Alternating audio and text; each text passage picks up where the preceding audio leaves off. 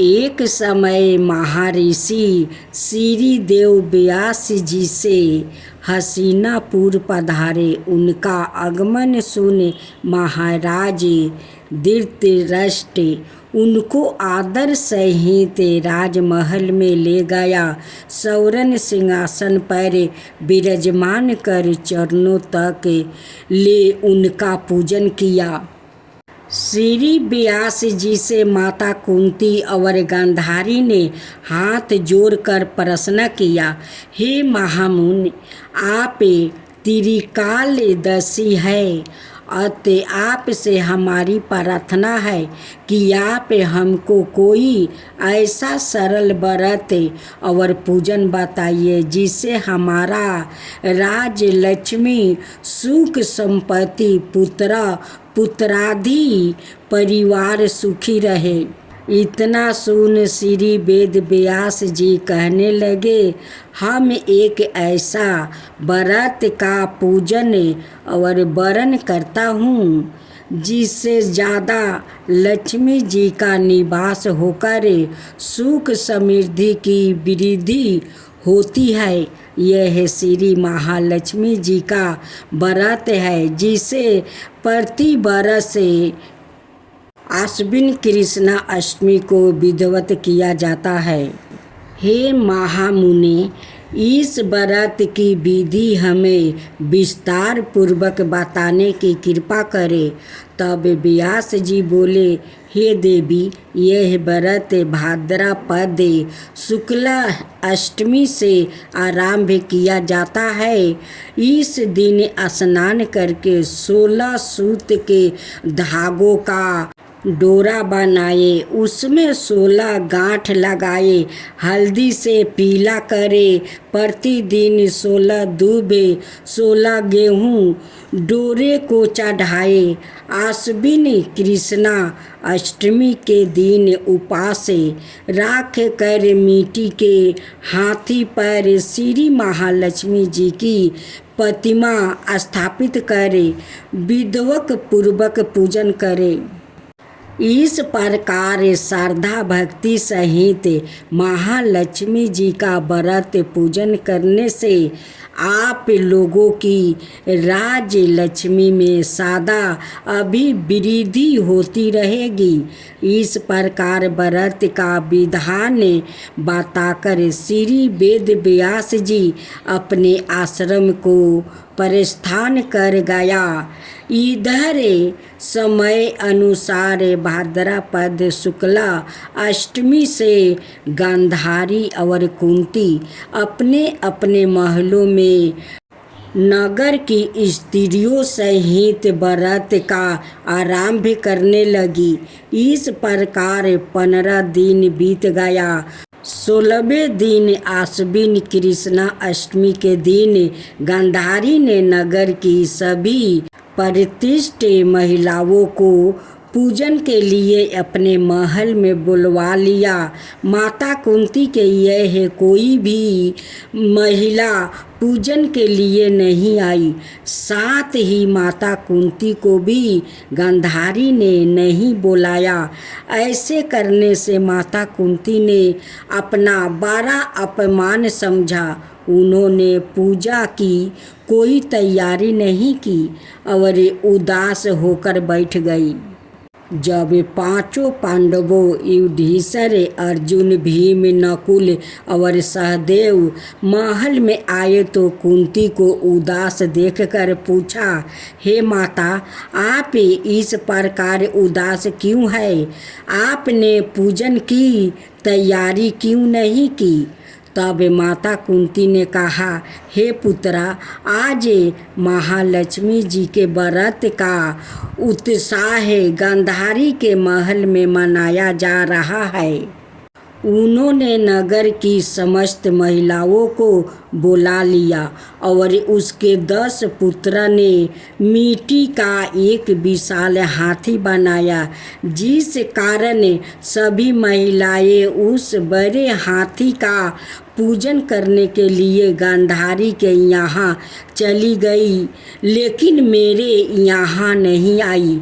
यह सुनकर अर्जुन ने कहा, हे माता, आप पूजन की तैयारी करें और नगर में बुलावा लगवा दे कि हमारे यहाँ सरग के ऐरावत हाथी की पूजन होगी। इधर माता कुंती ने नगर में ढिढोरा पिटवा दिया और पूजा की विशाल तैयारी होने लगी। उधर अर्जुन ने बाण के द्वारा सरग से ऐरावत हाथी को बुला लिया। इधर सारे नगर में शोर मच गया कि कुंती के महल में सरग से इंद्र का ऐरावत हाथी पृथ्वी पर उतर कर पूजा जाएगा। समाचार को सुनकर नगर के सभी नर नारी, बालक और वृद्धों की भीड़ एकत्र होने लगी। उधर गांधारी के महल में हलचल मच गई। वहाँ एकत्र हुई सभी महिलाएं अपनी अपनी थालियों लेकर कुंती के महल की ओर जाने लगी। देखते ही देखते कुंती का सारा महल ठास ठास भर गया। माता कुंती ने ऐरावत को खड़ा करने हेतु अनेक रंगों का चौका पुरवा कर नवीन रेशमी वस्तु बिछा दिया। नगरवासी स्वागत की तैयारी में फूल माला, अबीर, गुलाल, केसर हाथों में लिए पंचित वृद्ध खड़े थे। जब सरग से ऐरावत हाथी पृथ्वी पर उतरने लगा तो उसके आभूषणों की ध्वनि गूंजने लगी। ऐरावत के दर्शन होते ही जय जयकारा का नारा लगने लगा। सायंकाल का समय इंद्र का भेजा हुआ हाथी ऐरावत माता कुंती के भवन के चौखट में उतर आया। तब सब नार नारियों ने पुष्पा माला, अबीर, गुलाल, केसर आदि सुगंधित पदार्थों चढ़ाकर उसका स्वागत किया। राज पुरोहित द्वारा ऐरावत पर महालक्ष्मी जी की मूर्ति स्थापित करके वेद मंत्रोच्चारण द्वारा पूजन किया गया। नगर वासियों ने भी महालक्ष्मी पूजन किया। फिर अनेक प्रकार के पकवान लेकर ऐरावत को खिलाया और यमुना का जल उसे पिलाया गया। राज पुरोहित द्वारा सुवासित वचन करके महिलाओं द्वारा महालक्ष्मी का पूजन करवाया गया। 16 गांठ वाला डोरा लक्ष्मी जी को चढ़ा कर अपने अपने हाथों में बांध लिया। ब्राह्मणों को भोजन करवाया गया। दक्षिणा के रूप में स्वर्ण आभूषण वस्तु आदि दिया गया। तत्पश्चात महिलाओं ने मिलकर मधुर संगीत लहरियों के साथ भजन कीर्तन करे संपूर्ण रात्रि महालक्ष्मी व्रत का जागरण किया। दूसरे दिन प्रात राजपुरोहित द्वारा वेद मंत्र चार्य के साथ जलाशय में महालक्ष्मी जी की मूर्ति का विसर्जन किया गया। फिर ऐरावत को विदा कर इंद्र लोक को भेज दिया।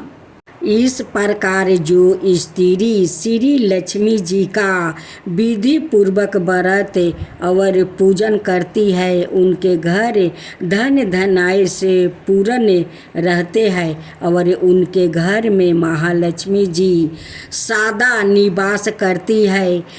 इस हेतु महालक्ष्मी जी की यह स्तुति अवश्य बोले। महालक्ष्मी नमस्तुभय नमस्तुभय, सुरेश्वरी हरि प्रिया नमस्तुभय नमस्तुभय, दयानिधे नमस्तुभय नमस्तुभय। ओम जय लक्ष्मी माता, मैया जय लक्ष्मी माता, तुमको निस दिन सेवते हरि विष्णु दाता। ओम लक्ष्मी माता, उमा राम ब्रह्मणी, तुम ही हो जग माता। सूर्य चंद्रमान धावते नारद ऋषि गाता। ओम जय लक्ष्मी माता। दुर्गा रूप निरंजनी, सुखी सनपति दाता, जो कोई तुमको धावते ऋषि रिधि सिद्धि धन पाता। ओम जय लक्ष्मी माता, तुम्हें पाताल निवासिनी, तुम्हें ही सुविदाता। करम प्रभाव प्रकाशनी, भाव निधि की ताराता। ओम जय लक्ष्मी माता, जिस घर में तुम रहती सब सद्गुण आता। सब संभव हो जाता, मन नहीं घबराता। ओम जय लक्ष्मी माता, तुम बिना ज्ञान ना हो बेबस्तर ना कोई पाता। खाने पाने का भाव सब तुम से ही आता। ओम जय लक्ष्मी माता, सुबह गुने मंदिर सुंदर सिरोधानी जाता। रतन चतुर्दर्शन तुम बिना कोई नहीं पाता। ओम जय लक्ष्मी माता, श्री लक्ष्मी जी की आरती जो कोई जन गाता। उरे आनंद समाता, पाप उतर जाता। ओम जय लक्ष्मी माता, मैया जय लक्ष्मी माता।